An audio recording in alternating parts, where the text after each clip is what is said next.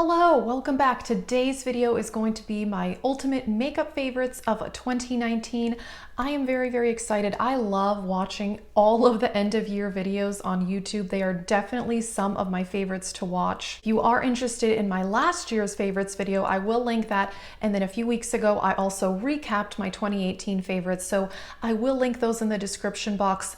Also, I did do a best of skincare and hair care of 2019 video as well. So I will link all of those videos. I am talking only about a small number of things here because I just wanted to do 1 or 2 max per category. But if you want to know more about my favorites, I have tons of ranking videos where I ranked my eyeshadow palettes, my blush, my highlighters, all of that. And I'm not talking about very many palettes. I have tons of videos, my top 5 palettes, you know, all of that. Anyway, let's just get into this video. I'm going to start with priming and that sort of thing. For eyeshadow primer, it's definitely the Milani eyeshadow primer. I switched from the Wetnwild to this mostly because I couldn't find the Wetnwild in stores in my area anymore.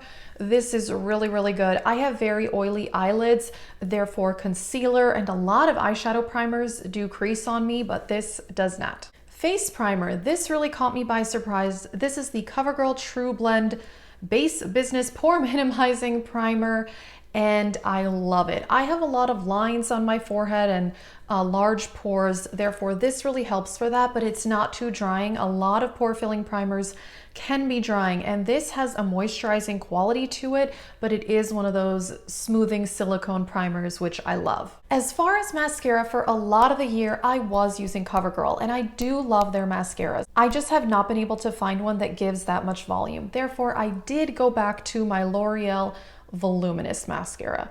This has been a favorite. I think I was using this even 10-12 years ago. I'm pretty sure I had one of these even in college. It's just a really good mascara, and it does not flake or smudge, and it gives great volume, which I really like. Eyeliner, I have a liquid liner favorite and a pencil liner.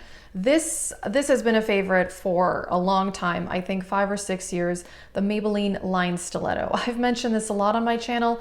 For some reason, it is the only liquid eyeliner I can do a wing with. Not sure why, but I think it's because it's a flexible felt tip, but I've talked about it a lot and it's really amazing. As far as the pencil eyeliner though, I do have a new favorite. This is the Urban Decay 24/7 in Perversion. And this is the most blackest black I've ever used. This is in my waterline today, and I like to use this in my waterline and my tight line. I don't really use it on the lower lash line. But yeah, blackest black I've ever seen. Actually, let me swatch it. I mean, it just looks black in this swatch, but I'm telling you, as far as on the waterline, this is the blackest black I've ever used. For eyebrows, same as last year, I used eyeshadow to fill in my eyebrows because for Pan That palette, if there's a dark brown, I just use that. As long as it's a cool tone brown. I need cool tone in my brows. And then I like to set that with the Essence Make Me Brow, which I've talked about this a ton. This has been a favorite, I think, for 3 years now. It's just the best brow gel ever, and it's only $3. I've mentioned before, I've tried the Anastasia one, and I don't like it. I think it's kind of crunchy and way more expensive than this, and in my opinion, doesn't even work as well. Oh, quick side note, I did film this makeup look for an Instagram tutorial, so you can check that out if you are interested.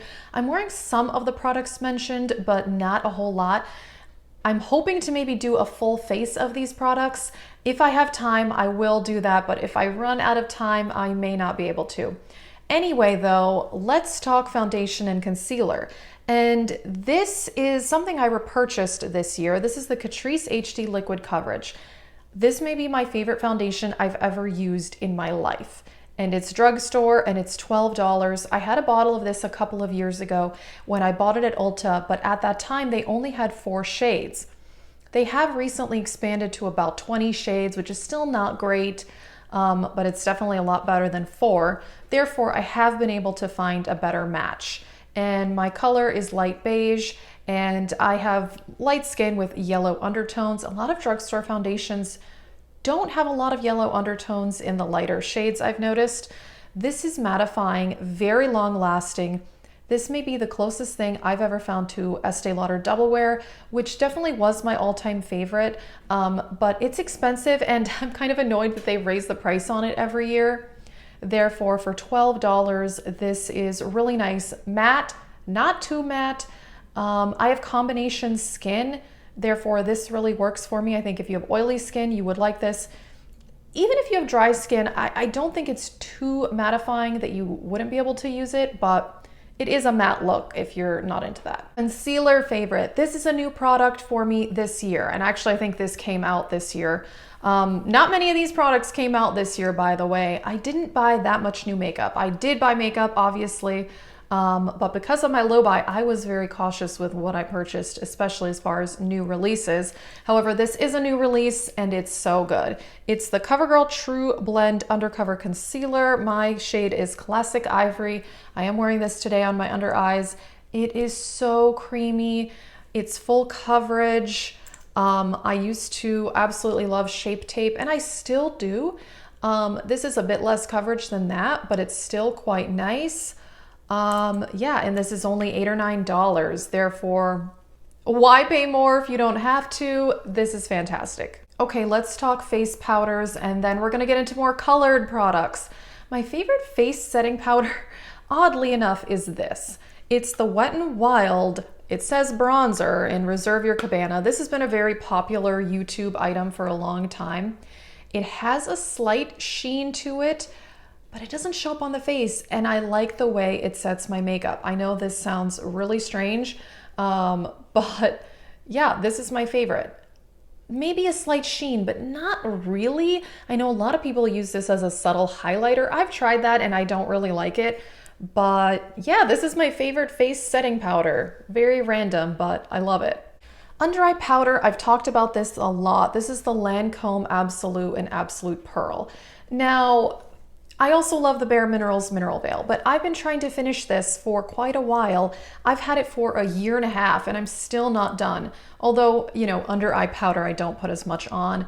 I've talked about before, my under eyes are very, very dry, and a lot of powders make it look way worse, or my concealer still creases. But this keeps my concealer from creasing and it's not too drying. I think it's so finely milled. This has a pink undertone, which even though I have yellow undertones, I do like pink under my eyes for a powder. I feel like it kind of counteracts the dark circles a little bit. At least that's what somebody recommended to me at MAC about 8 years ago, and that's what I've been doing. Not for concealer, but for under eye powder. Anyway, random. This is really good, but it's $60. After this, I will be going back to the Mineral Veil. All right, let's talk bronzers, and nothing new here. I did want to mention both of my Marc Jacobs bronzers. Last year I picked this one as my favorite. This is the Tantastic. This was limited edition. Now I think it's permanent. This one is more warm undertones. I really, really like it, and I do think I like it slightly more than the Tantric, but I've used this way more this year. It's been in Project Pans. This is something I'd like to finish at some point, but it's gonna take a really long time. Let me just show you a side by side. If you can tell, this is a bit darker, has some pink in it, and this is more warm tone. I'm not really sure if that's showing up, but I actually like them both. But on my skin tone, I do slightly prefer this, but this is really, really good for contouring. I don't like this so much for contouring. Bottom line, I love both of these. They're very expensive. They're $49 each, but you do get over twice the amount of product as your usual bronzer. I do have other bronzers in my collection that I do really like. You can watch my ranking bronzers video if you want to see those, but ultimate favorites, it's these. Blush, this is a product I did buy this year, but it's been around for years. This is Ofra Mai Tai, and this is a gorgeous peachy orangey blush. I'm wearing this today, and I have talked about this quite a bit on my channel. And this I bought on discount at Ulta. It was only $14 usually. The Ofra blushes are about $29, pretty pricey. They had them on clearance because they changed the packaging, so this is their old packaging, although I don't really care. I mean, it's a powder product. This probably has been sitting at Ulta for a while, but what are you gonna do? I love warm peachy blushes. I also like mauves, I also like pinks, but these are the colors I like usually, and I feel like I could wear this with pretty much any makeup look out there. Therefore, yeah, and it's a really nice creamy buttery formula. Finishing powder is going to be no surprise. This is the Hourglass Luminous Light. It's pretty much a subtle highlighter, therefore I like to use it to blend out all my face makeup together. I just feel like it keeps from getting that stripe look or you're getting highlighter, blush, bronzer. Yeah, I just think this is a really nice finishing step. I don't put this all over my face, but I love the Hourglass powders in general. I did buy the Ghost palette and I love that. I have diffused light. I like to set my whole face with that. I just really like these powders, and these have been a favorite for a couple of years. Let's talk highlighter, and I think I'm gonna go with this. This is the Sugar Glow Kit by Anastasia. I just really love all of these colors. I mean, this is technically 4 highlighters, not just one, but I've talked about these a lot. They just all work well for my skin tone. You've got a more pink one here. This is Starburst. You've got a more bronzy one. That's Butterscotch. It's a super metallic formula. Now, I know I've also talked about Ofra highlighters, and I do really love those too. I kind of go back and forth whether I like this or my Ofra highlighters better, but I think I like this slightly more, although it's a pretty close call. A new category for me is lip liner. I was never into lip liner until this year, and my favorite formula is ColourPop. This one is BFF. It's just a nude. It is such a creamy formula, but it's not too creamy. I don't think I would want a very creamy lip liner, because then it could move around. The whole point of a lip liner is for it to keep your lipstick in place. This is a really nice nude. I have several other shades that I've talked about. Oh, I've talked about Lumiere a lot. I've talked about Lumiere a lot. Let me swatch this one, because this one works really well under a lot of different colors. As you can tell, it's kind of a pinky mauve, but I've worn this under pink lipstick, nude lipstick, purple lipstick. It just kind of has that ability to morph to a lot of different colors. I would say this is probably my favorite. The best nude that I've tried is BFF, although I wish this was a bit darker. Although, yeah, this formula is just amazing. Lipsticks, I like comfortable lipsticks. I do own some matte liquid lipsticks. I don't wear them all that often. I talked about this in my ranking lipstick video. I'm gonna say that this formula, the Wetnwild Liquid High Shine Catsuit, is my favorite. It is basically a lipstick lip gloss hybrid. This color is Send Nudes, which is a warm nude. This is such a comfortable formula. You can build it up a little bit more to make it more opaque. It doesn't slide around as much as a lip gloss, but it definitely kind of has that lip gloss feel. It's kind of a pigmented lip gloss, if you will, but I have a few colors of these. Send Nudes is kind of, you know, the easiest to wear. I do wear nudes most often, but yeah, I am super impressed, and I kind of want to get more colors. As far as just regular lip gloss, the butter glosses are my favorite. Last year, I'm pretty sure I picked a high-end lip gloss, the Marc Jacobs, and I did finish that this year. I would repurchase, but honestly, I mean, for $5, these to me perform like high-end. This is the color Praline. I have several colors. There it is right there. I love them all. They're just so shiny. I like a shiny lip gloss, and these have some pigment for sure. When you put it on the lips, it looks more sheer, but you can build them up to have more pigmented. I do also have a NYX Intense Butter Gloss, which I love that as well. I don't know, I feel like I can't go wrong with these. They're a bit sticky, but not too bad. But yeah, the shine and the colors, I just love them all. All right, it is time for the last category, eyeshadow palettes. And I've talked about my favorite eyeshadow palettes a lot. Like I said, I've got ranking videos. I have my top 5 palettes. I'm going to go a little bit different on this. I'm gonna do what I did last year, where I picked one favorite neutral palette and one favorite colorful palette. And I decided my favorite colorful palette is the Juvia's Place Zulu.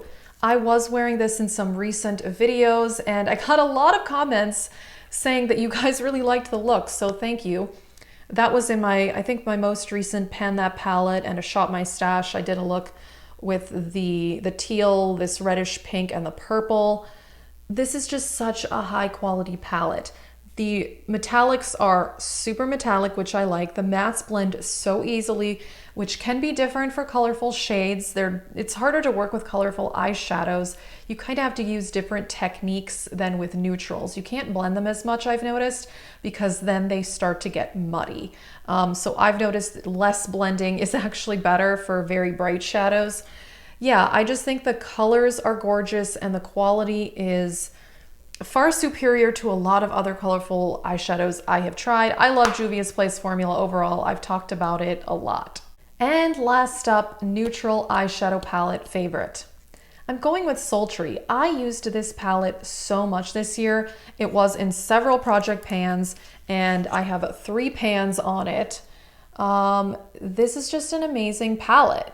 It has a few warm tones, but it is mostly cool toned. But it has this color Rose Quartz, which is one of my favorite eyeshadows of all life. And I don't know, it's just so pretty. Every time I use this, I am wowed by it. I do love all 3 of my Anastasia palettes. But yeah, this year, this one has really become a favorite. At the beginning of the year, it definitely was my least favorite out of them, which is kind of interesting. But yeah, the more I've used it, I love it. This dark brown here is so rich and beautiful. Yeah, I don't know. I really like this palette. I think because it's more cool toned, it's a little bit different than a lot of things on the market. They did say this was limited edition, but it is still available on the Anastasia website. And I think on Macy's, but they are not selling it at Ulta and Sephora anymore. I know a lot of people there was a bundle with this on sale for Black Friday. Honestly, if I didn't already own Anastasia palettes, I would have wanted to buy that because it was a really good deal.